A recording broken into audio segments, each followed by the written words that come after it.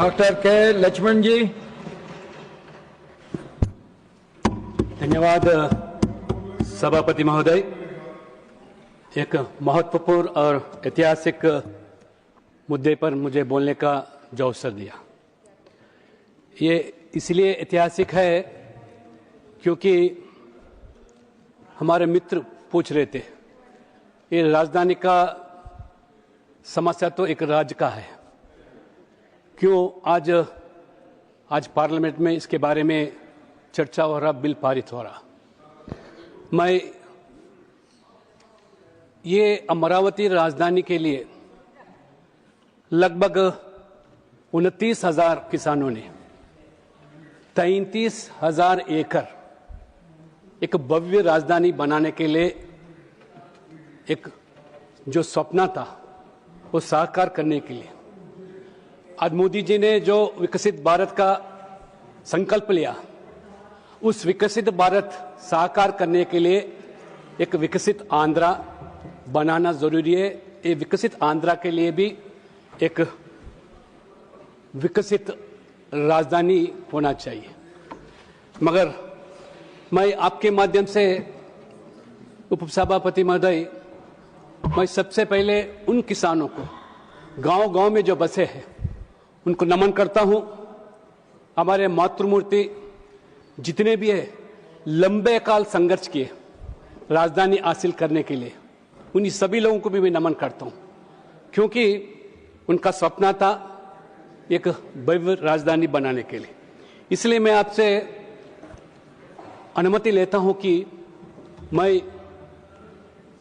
मेरे मातृभाषा तेलुगु में मैं कहना चाहता हूं, इसलिए कि स्वागत सिर्फ इस देश भर में नहीं, पूरा दुनिया के अंदर आज लोग देख रहे हैं कि ये अमरावती का बिल पारित हो।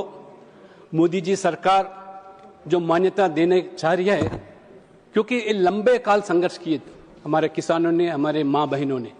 इसलिए मैं उन किसानों को मेरा संदेश पहुंचना चाहता हूं जो संघर्ष किए, जो बलिदान हुए, जो लंबे काल उस सरकार के लिए जो बार बार अमरावती के आड़े डालते थे।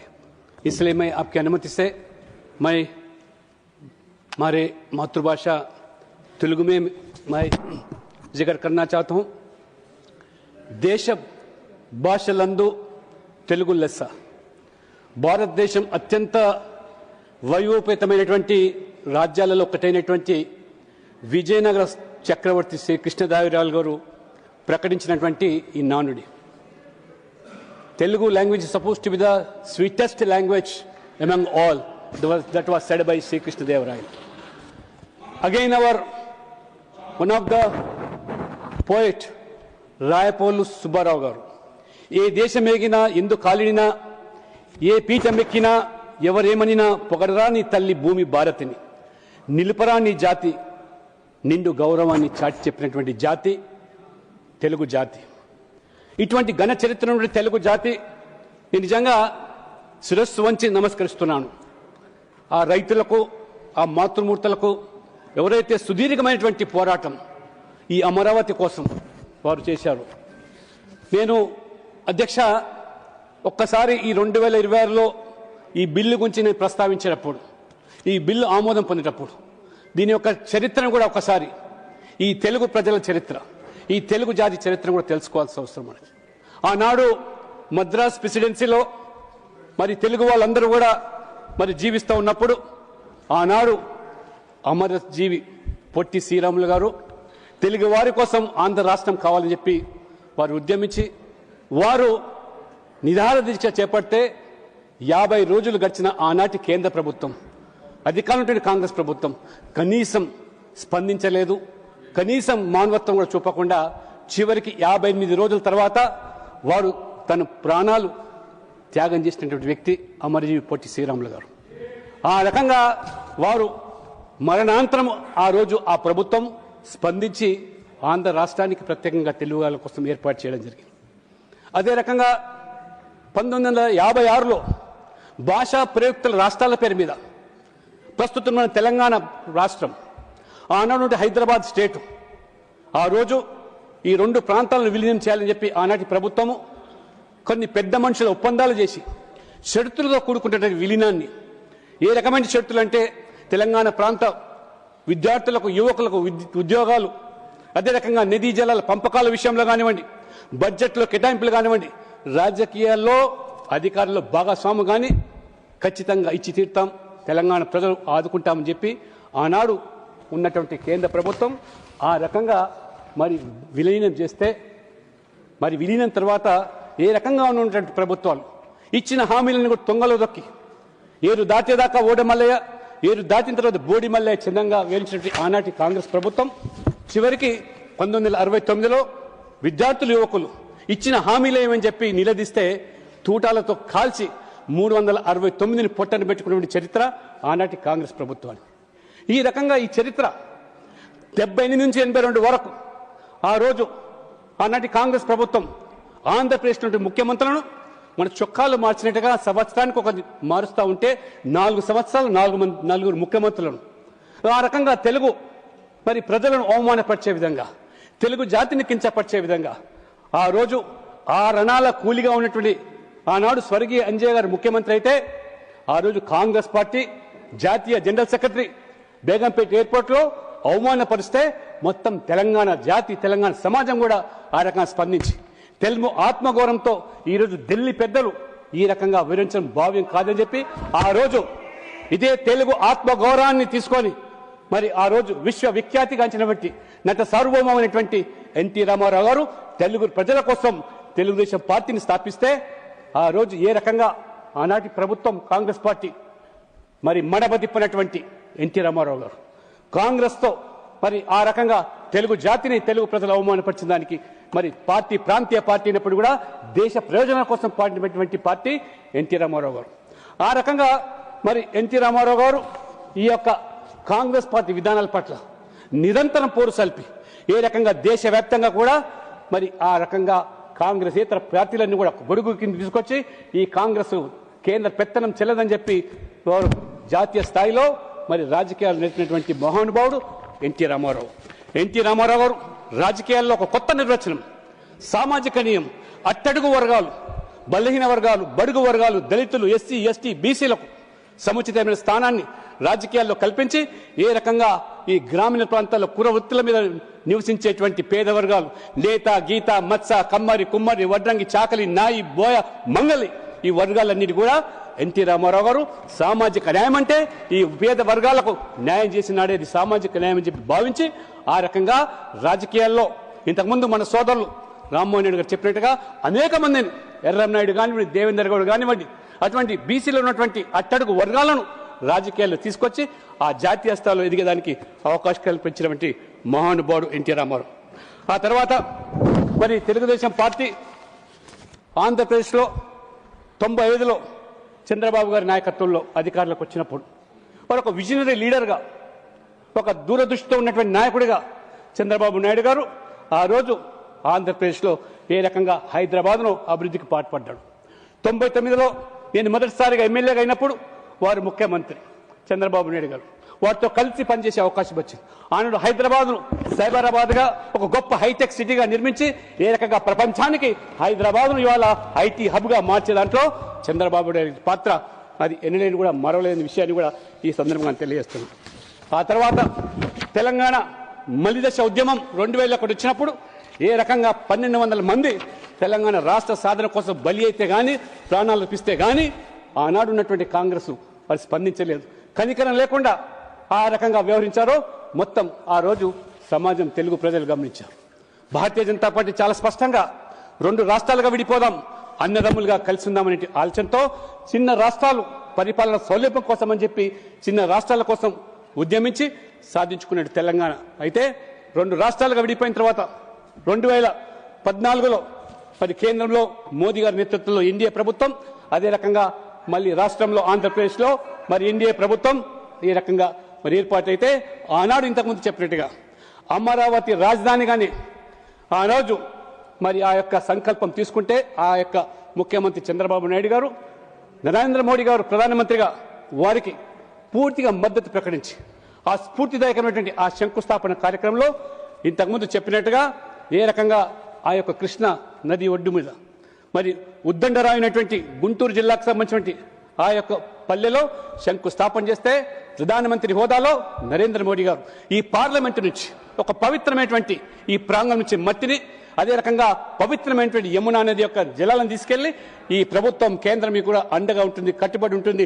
అమరావతి మొత్తం ఈరోజు ప్రపంచానికే చాటి చెప్పేటువంటి నగరాన్ని తీర్చిదాం, ఒక గ్రీన్ ఫీల్డ్ సిటీగా నిర్మాణం చేస్తామని శంకుస్థాపన చేస్తే అటువంటి మరి అమరావతిని ఏ రకంగా మరి నరేంద్ర మోడీ గారు చాలా స్పష్టంగా చెప్పారు. 2 తెలుగు రాష్ట్రాలు, అది తెలంగాణ అయినా ఇది ఆంధ్రప్రదేశ్ అయినా, ఈ 2 రాష్ట్రాల ఆత్మ ఒకటే, అది తెలుగు భాష మాత్రమే అని చెప్పి ఘనంగా చెప్పినటువంటి నరేంద్ర మోడీ గారు. కాబట్టి మనం ఈ 2 రాష్ట్రాల అభివృద్ధి కోసం కేంద్రం కట్టుబడి ఉంది, ఎన్డీఏ కట్టుబడి ఉందని చెప్పితే ఆ రోజు మరి పిల్ల కాంగ్రెస్ అయినటువంటి ఏ రకంగా పిల్ల చేష్టలతో అమరావతి కాదు, ఈ రాష్ట్రానికి 3 రాజధానులు కావాలని చెప్పి 3 ముక్కల ఆటలు ఆడించి ఏ రకంగా నవ్వుల పాలు చేశారు.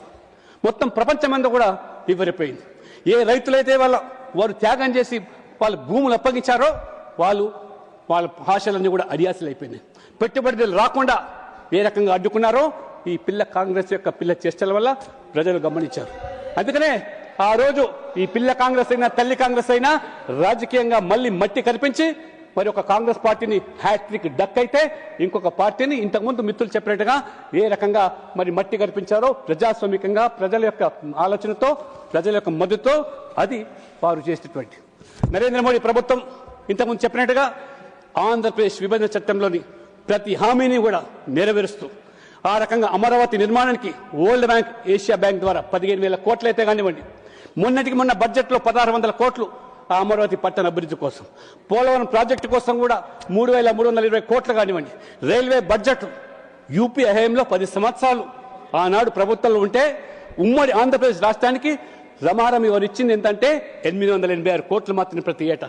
కానీ అదే నరేంద్ర మోడీ గారి ప్రభుత్వం 2 రాష్ట్రాలు విడిపోయిన తర్వాత ఏకంగా ఆంధ్రప్రదేశ్కి మాత్రమే 10,314 కోట్లు రైల్వేల అభివృద్ధి కోసం ఇవ్వడమే కాకుండా ఏ రకంగా ఆ ప్రజల డిమాండ్కి అనుగుణంగా రైల్వే వైజాగ్లో ఒక జోన్ ఏర్పాటు చేసి ఇవాళ ప్రజల యొక్క ఆశలను ఇవాళ ఏ రకంగా నెరవేర్చిందో.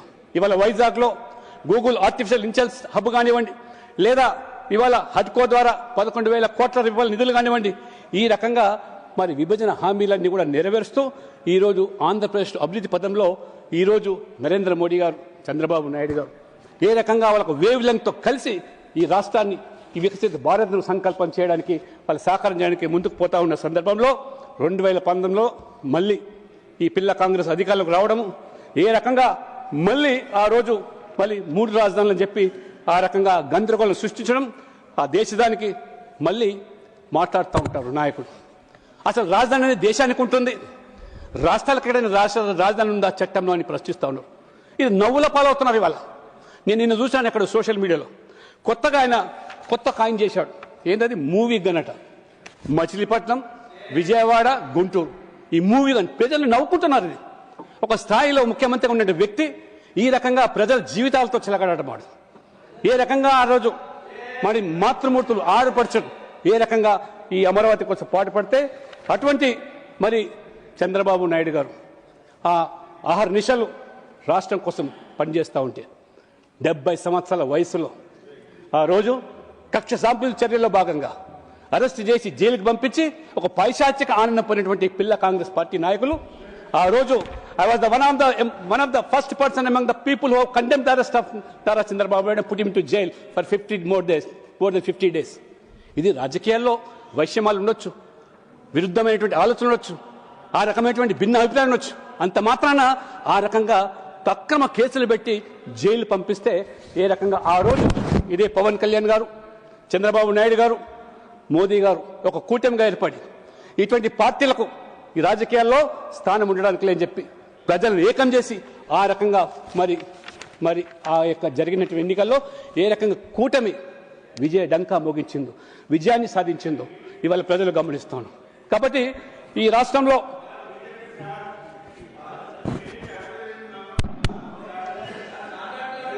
చాలా స్పష్టంగా ఇవాళ చెప్తున్నాను. ఇవాళ నేను స్వయంగా చూశాను ఎమ్మెల్యేగా చంద్రబాబు నాయుడు గారి యొక్క విజనరీ లీడర్షిప్ ఏ రకంగా అభివృద్ధి కోసం, పేదల సంక్షేమం కోసం పాటుపడింది. కాబట్టి మీరు ఈరోజు మరి రాజకీయంగా కనుమరుగైన మీరు ఇవాళ మాట్లాడేటువంటి నైతిక హక్కు లేదు. రైతులకు న్యాయం చేయాలని, తెలుగు గౌరవాన్ని కాపాడాలని చెప్పి ఇవాళ ఆడపడుచుల యొక్క వారి యొక్క త్యాగాన్ని ఇవాళ వృధా పోకుండా ఉండాలంటే అక్కడే అమరావతిలోనే ఇవాళ రాజధాని నిర్మాణం కావాలని చెప్పి ఇవాళ మోదీ గారు, చంద్రబాబు నాయుడు గారు, అదే రకంగా పవన్ కళ్యాణ్ గారు కూడా ఇవాళ కూటమితో ఏ రకంగా రాష్ట్రాన్ని ఇవాళ ముందుకు తీసుకుపోతున్నారు. అందుకని ఈరోజు ఖచ్చితంగా మరి ఏ రకంగా మరి ఆంధ్రప్రదేశ్ ప్రజలు కాంగ్రెస్ కబంధ హస్తాల నుంచి ముక్తి చేశారో అదే పంతాల్లో కూడా తెలంగాణలో కూడా ప్రజలు ఆలోచన చేస్తున్నారు, కోరుకుంటున్నారు ఇవాళ. ఎందుకంటే తెలంగాణ రాష్ట్రం ఏర్పడి 12 సంవత్సరాలుగా వస్తుంది. 10 సంవత్సరాలు బీఆర్ఎస్ పాలన, ప్రజలు ఆ పాలన యొక్క పార్టీ యొక్క ఆలోచనతో వాళ్ళ యొక్క అవినీతి కానివ్వండి, కుటుంబ పాలన విసిగి మార్పు కోసం కాంగ్రెస్ లాభపడి తప్పితే గాని కాంగ్రెస్ గెలిచింది కాదు. ఇవాళ తెలంగాణ ప్రజలు బీజేపీకి అనుకూలంగా తీర్పునివ్వకపోయినాడు. మోదీ గారు కేవలం ఎన్నికల్లో మాత్రమే రాజకీయం, ఎన్నికల తర్వాత ఒక టీం ఇండియాగా పనిచేయాలనే ఆలోచనతో ఇవాళ 10 సంవత్సరాల్లో మూతబడ్డ రామగుండం ఎర్రవల్ల కర్మాగారం తెరుపు కానివ్వండి, హన్మకొండలో వేగన్ ఫ్యాక్టరీ కానివ్వండి, ఇవాళ రైల్వేలో ఉమ్మడి రాష్ట్రంలో కోట్లు ఇస్తే ఇవాళ తెలంగాణలో రైల్వే కోసమే 7,000 కోట్ల రూపాయలు, జాతీయ రహదారులకు ఇవాళ 1,80,000 కోట్లు. ఇవాళ Telangana suppose second largest national highways ఇవాళ మొత్తం స్వాతంత్రం నుంచి 2,500 కిలోమీటర్ల నేషనల్ హైవేస్ మీరు ఇస్తే ఇవాళ మోదీ గారు వచ్చిన తర్వాత 10 సంవత్సరాలనే ఆన్ యావరేజ్ అదనంగా 2,500 కిలోమీటర్ల రోడ్లు నిర్మాణం చేసి ఏ రకంగా ఇవాళ జాతీయ రహదారులు, ఆ రోజు వాజ్పేయి గారు, చంద్రబాబు గారు కలిసి ఏ రకంగా అద్భుతమైన గోల్డెన్ క్వాడ్రాంగులర్ ప్రధానమంత్రి గ్రామీణ సడక్ యోజన ఏర్పాటు చేస్తే పల్లె పల్లెకు ఇవాళ రహదారులు ఇవాళ నిర్మాణం చేసినటువంటి ప్రభుత్వాలు ఇవాళ ఎన్డీఏ ప్రభుత్వాలు. ఇవాళ all India institute of medical science ఇవాళ బీబీనర్లో 1,100 కోట్ల రూపాయలతో ఇవాళ తెలంగాణకు ఇవ్వడం జరిగింది. ట్రైబల్ యూనివర్సిటీ ఇవాళ ఏదైతే గిరిజనుల యొక్క ఆత్మ గౌరవంతో ముడిపడినటువంటి భక్తి పాఠశాలతో ఉన్నటువంటి సమ్మక్క సారక్క జాత్ వాళ్ళ పేరు మీద ఇవాళ ట్రైబల్ యూనివర్సిటీ పేరు ఏర్పాటు చేయడం జరిగింది. అదే రకంగా ఇవాళ గొప్పగా చెప్తున్నారు. ఇవాళ ఆ రోజు తెలంగాణ మెదక్ ప్రజలు కాంగ్రెస్ పార్టీ అభ్యర్థిని గెలిపిస్తే మనకేదో ఉరిగిపోతుందని చెప్పితే ప్రధానమంత్రి అయినారు మెదక్ పార్టీ నుంచి, మెదక్ నియోజకవర్గం నుంచి గెలిచి. కానీ ఉరగబెట్టింది ఏమిటి? శూన్యం. అదే మెదక్లో ఇవాళ ప్రధానమంత్రి నరేంద్ర మోడీ గారు మొట్టమొదటిగా మెదక్ రైల్వే స్టేషన్ ఇచ్చాడు. ఇవాళ సిద్దిపేట రైల్వే స్టేషన్ ఇవాళ మొదటిసారిగా ఇచ్చాడు. ఇవాళ అదే కాకుండా ఆరాధ్య దైవమైనటువంటి కొమరవెల్లి జాతరకు వెళ్లేటువంటి భక్తుల కోసం ఇవాళ కొమరవెల్లి రైల్వే స్టేషన్ ఇచ్చింది నరేంద్ర మోడీ గారు. తప్పితే ఆనాడు కాంగ్రెస్ ప్రభుత్వంలో ప్రధానమంత్రిగా ఉండా కూడా మెదక్ ఏ రకంగా విస్మరించారో, ఏ రకంగా మీరు ఆ మెదక్ ప్రజలను ఏ రకంగా మోసం చేశారో, దగా చేశారో ఇవాళ మన ప్రజలు చూస్తున్నారు. బీజేపీ అధికారం లేదు అక్కడ. అయినప్పటికీ కూడా నరేంద్ర మోడీ గారు పెద్ద మనసుతో 2 రాష్ట్రాలు ఈ రకంగా అభివృద్ధి చెందాలి, 2 రాష్ట్రాలు బాగుపడాలి అనే ఆలోచనతో తెలుగు ప్రజలు, తెలుగు జాతి ఈ యొక్క ఖ్యాతిని విశ్వఖ్యాతిగా మార్చాలని చెప్పి ఆలోచనతో ఇవాళ తెలంగాణకు మాత్రమే 12 లక్షల కోట్ల రూపాయలు ఇవాళ నరేంద్ర మోడీ ప్రభుత్వం ఇచ్చింది. కాబట్టి ఇవాళ మిత్రులారు దయచేసి ఆలోచన చేయండి. ఇవాళ అమరావతి పేరు మీద రాద్ధాంతం చేసి సాధించింది ఏమిటి? ఇవాళ మీరు సాధించింది ఏమిటి? ఇవాళ రాష్ట్రానికి రాజధాని లేకుండా చేసిన దానికి మీరు బాధ్యత వహించాలని అడుగుతున్నాను కదా. ఆనాడు మరి ఆ రోజు యూపీ హయాంలో కూడా మీరు పూర్తిగా ఈ ఆంధ్రప్రదేశ్ రాష్ట్రాన్ని విస్మరించారు. కాబట్టే ఆ రకంగా ప్రజలు ప్రజాస్వామికంగా మీకు ప్రజాకంగా తీర్పునిచ్చి ఇవాళ మట్టి కనిపించిన విషయం. అదే రకంగా తెలంగాణ కూడా ప్రజలు కోరుకుంటున్నారు. ఇవాళ ఖచ్చితంగా తెలంగాణలో కూడా డబుల్ ఇంజిన్ సర్కార్ వస్తే గానీ ఈ తెలంగాణ అభివృద్ధి చెందదని, పేదలకు న్యాయం జరగదని, ముఖ్యంగా ఎస్సీ ఎస్టీ బీసీ వర్గాలు ఎవరైతే ఇవాళ సామాజికంగా వెనుకబడి ఉన్నారో వాళ్ళందరికీ న్యాయం చేయగలంటే ఆనాడు ఎన్టీ రామారావు గారు తీసుకున్న సామాజిక న్యాయంలో భాగంగానే తెలంగాణలో కూడా పెద్ద ఎత్తున అది మోదీ వాళ్ళనే న్యాయం జరుగుతుందని చెప్పి భావిస్తా ఉన్నారు. అందుకనే ఇవాళ భారతీయ జనతా పార్టీ ఖచ్చితంగా ఈ 2 రాష్ట్రాల అభివృద్ధి కోసం సమదృష్టితో సమన్యాయం చేయాలని చెప్పి ఆ రకంగా భావిస్తున్నటువంటి ప్రభుత్వం ఇవాళ మోదీ గారి ప్రభుత్వం. కాబట్టి మీరు ఎన్ని ఆటంకాలు చేసినా, ఎన్ని అవంతరాలు సృష్టించినా, ఎన్ని అవరోధాలు చేసినా కానీ ఖచ్చితంగా 2 రాష్ట్రాల అభివృద్ధికి ఇవాళ మోదీ ప్రభుత్వం కట్టుబడి ఉందని చెప్పి ఇవాళ ఏ అసెంబ్లీలో ఆంధ్రప్రదేశ్లో మీరు తీర్మానం చేసి పంపించారో దానికి చట్టబద్ధత కల్పించడానికి. లేనట్లయితే ఇవాళ విశ్వవ్యాప్తంగా ఇవాళ అనేక మంది పెట్టుబడిదారులు ముందుకు వస్తా ఉన్నారు. కానీ ఒక గందరగోళమైన వాతావరణం సృష్టించడం వల్ల ఎవరు ముందుకు రాలేకపోతారు. కాబట్టి అందుకని ఇవాళ అమిత్ షా గారు హోంమంత్రిగా ఖచ్చితంగా ఇవాళ ఈ చట్టబద్ధత కల్పిస్తాం.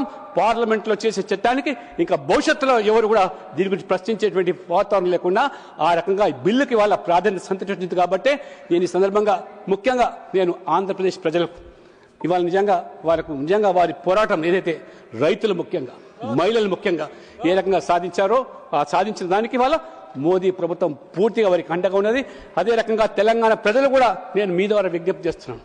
ఈ అవినీతి ప్రభుత్వం ఏ రకంగా ఇంతకుముందు చెప్పినట్టుగా ఆ తెలంగాణ ప్రజలు తెలుగు ప్రజలను అవమానపరిచి ఏ రకంగా ఆ రోజు మీరు తెలుగు జాతిని అగౌరవపరిస్తే ఏ రకంగా తెలుగుదేశం పుట్టిందో ఇవాళ తెలంగాణ కూడా అదే పరిస్థితి వస్తున్నది. కాబట్టి ఇవాళ మూటలు మోస్తా ఉన్నారు ఇవాళ ఢిల్లీకి, కాబట్టి వాళ్ళ కప్పం కడుతున్నారు ఢిల్లీకి, తెలంగాణ సంపద దోచిపెడుతూ ఉన్నారు. కాబట్టి ఖచ్చితంగా తెలంగాణ ప్రజలు కూడా రేపు మరి డబుల్ ఇంజన్ సర్కార్ కోసం ప్రజలు చూస్తారు. అందుకనే నేను ఈ రోజు పూర్తిగా ఈ బిల్లును సమర్థిస్తూ ఖచ్చితంగా తెలంగాణలో మార్పు రావాలంటే డబుల్ ఇంజన్ సర్కార్ రావాల్సిందే. ఏ రకంగా దేశవ్యాప్తంగా 20 రాష్ట్రాల్లో అధికారులు భారతీయ జనతా పార్టీ, కేంద్రంలో అధికారులు ఉన్నటువంటి పార్టీ ఖచ్చితంగా తెలంగాణ కూడా మోదీ నాయకత్వంలో మోదీ తరహా గుజరాత్ తరహా అభివృద్ధి కావాలంటే తెలంగాణలో బీజేపీ రావాలి. కాబట్టి నేను ఈ సందర్భంగా నాకు అవకాశం ఇచ్చినటువంటి మరి చైర్మన్ గారికి my sincere thanks and humble request to you see that bill is passed. Let the House unanimously support this bill and see that nobody opposes. Let there not be any confusion again in future also. Even if people try to make confusion, people will taught you. They said fitting lesson. With these few words, I conclude my speech. Thank you very much, sir. बहुत धन्यवाद आपका.